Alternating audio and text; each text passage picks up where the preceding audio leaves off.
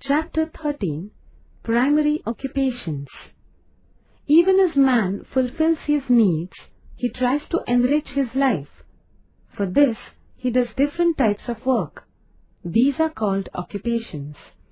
In the 7th standard, we have obtained preliminary information about occupations. In this and the following chapter, we shall seek more information on occupations. Primary occupations. The occupations based on natural resources are called primary occupations. Hunting, collection of forest produce, animal rearing, fishing, farming, that is agriculture, mining, etc. are primary occupations. In order to fulfill the increasing demands made by the growing population and in order to find an alternative to human labor, mechanization was introduced in primary occupations. The following table shows the natural resources required for primary occupations, the factors that influence them, and the effects of natural hazards on those occupations. Study the table. Primary occupations. Agriculture. Necessary natural resources: land, soil, sunlight, water. Influencing factors: natural, slope of land, quality of soil, conducive climate, regularity in rainfall. Man-made: seeds, organic and chemical fertilizers, pesticides, implements, irrigation facilities. Natural hazards and effects: storms, excessive rains, floods, soil erosion, loss of crops, famine, locust attack, fungal pest attack, loss of crops. Primary occupations. Animal husbandry. Necessary natural resources: land, vegetation, animals, water, sunlight. Influencing factors: natural, availability of fodder crops, vegetation, conducive climate. Man-made: different breeds of animals, veterinary facilities. Natural hazards and effects: floods, heat or cold waves, famine, epidemics, loss of animal life. Primary occupations. Fishing. Necessary natural resources: marine flora, water, aquatic biodiversity. Influencing factors: natural, extensive continental shelves, confluence of hot and cold currents, growth of planktons. Man-made: fishing boats, fishing nets, cold storages, processing centers. Natural hazards and effects: cyclones, tsunami waves, loss of life and property. Primary occupations. Mining. Necessary natural resources: minerals. Influencing factors: natural, concentration and quality of minerals, physical setting. Man-made: technology, machinery, transport facilities, labor, capital. Natural hazards and effects: accidents due to seepage of groundwater and collapse of ceiling, fire, loss of life and property, closure of mines, unemployment. Agriculture. This is the most important occupation so far as the subsistence of human beings is considered. The food requirement of the entire human race is fulfilled through this occupation. Besides, this occupation provides raw materials to a large number of industries. Hence, agriculture is considered to have an all-encompassing nature. On the basis of the size of farms, farming methods, that is, techniques, crops grown, purpose of farming, etc., different farming types are identified. Of these, we shall study the following types: intensive agriculture, extensive agriculture, plantation agriculture. See figure 13.2. Intensive agriculture. In the areas where population is dense, attempts are made to obtain maximum production from small-sized farms. This type of agriculture is called intensive agriculture. In order to increase the production, maximum use is made of hybrid seeds, chemical fertilizers and irrigation facilities. Small size of farms, limited mechanization, maximum use of human and bovine resources, need of cultivating different crops mainly for subsistence are characteristics of intensive agriculture. In India and in a number of South Asian countries, this type of agriculture is being practiced for many centuries. Extensive agriculture. In areas of low density of population, where a single farm owner holds thousands of hectares of farmland, extensive agriculture is practiced. As this type of agriculture is spread over vast plains, machines are used for various farming activities. Wheat and corn are the main crops taken in this type of agriculture. Most of the farm produce is sold in markets. Hence, this farming is also called commercial grain farming. Use of modern technology, minimum use of human labor, large-scale capital investment, cultivation of a single crop over a vast area are the characteristics of this type of agriculture. Extensive agriculture is not seen much in India. However, in countries like the United States of America, Canada, Russia, extensive agriculture is practiced. Plantation agriculture. This type of agriculture is practiced in Asian and African countries, but it was initiated in these areas by European colonizers.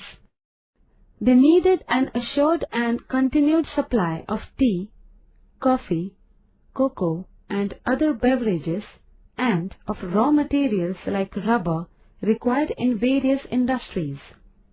For this purpose, they established various companies and initiated this agriculture.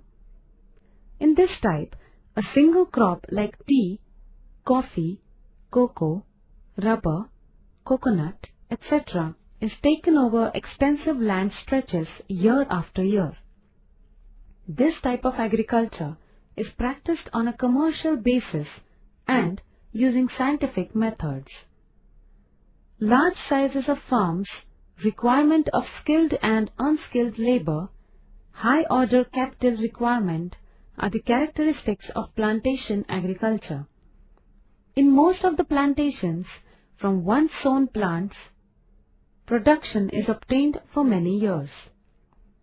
In India, plantation agriculture is practiced in states like Assam, Kerala, Karnataka, Jammu and Kashmir and Himachal Pradesh. Animal husbandry. Animals are used in agriculture, transport and many other types of work. Moreover, we get milk, eggs, meat, skin, that is leather, etc. from animals. Hence, animals like cows, oxes, buffaloes, horses, pigs and poultry, birds, etc. are reared. Animal husbandry as a subsidiary occupation. This occupation is practiced as subsidiary to agriculture for the following reasons. The energy required in agriculture can be obtained as animate energy. The financial requirement of farmers can be partly fulfilled through it. Animals provide manure required for agriculture. Grass and other fodder required for animals can be obtained through agriculture. In order to fulfill the urban demand for milk and milk products, animal husbandry and cooperative dairy industry was established on a large scale at Charisgaon, Varnanagar, Mumbai in Maharashtra, and at Anand in Gujarat. This gave momentum to the project White Revolution or Operation Flood in India. Animal husbandry as a main occupation. In India, some tribes practice animal husbandry as their main occupation. For example, Dhangars in Maharashtra, Todas in Karnataka, Bakkarwals in Jammu and Kashmir, and Gopals in Saurashtra. In the world, animal husbandry is practiced on a commercial level in the temperate grasslands like the prairies in North America, pampas in South America, velds in South Africa, and downs in Australia. See figure 13.3. Through this, milk and milk products as well as meat is produced on a large scale. It contributes to the national income. Fishery. Due to the growing population, fisheries have gained importance along the agriculture and animal husbandry. Fish provide food, oil, fertilizers, medicines, etc. to man. Science and technology has greatly contributed to the progress of fisheries. Due to mechanized trawlers and nylon nets, fish catch has increased. Identification of fishing areas through satellites, efficient transport facilities, cold storages, timely warnings of danger, processing of fish products, etc. have all contributed to the development of fisheries to a great extent. Generally, two types of fishery are identified, such as freshwater fishery and marine fishery. Marine fishery is carried on in coastal areas and in open sea. It is done on commercial basis for local markets as well as for export. Fish is caught on a large scale. In marine fishery, Maharashtra is a leading state in India. Freshwater fishery is carried on in rivers, lakes, reservoirs, etc. West Bengal is a leading state in this type of fishery. However, this type of fishing is practiced on a local scale. Recently, fish is being cultivated using fish seed. It is called fish farming.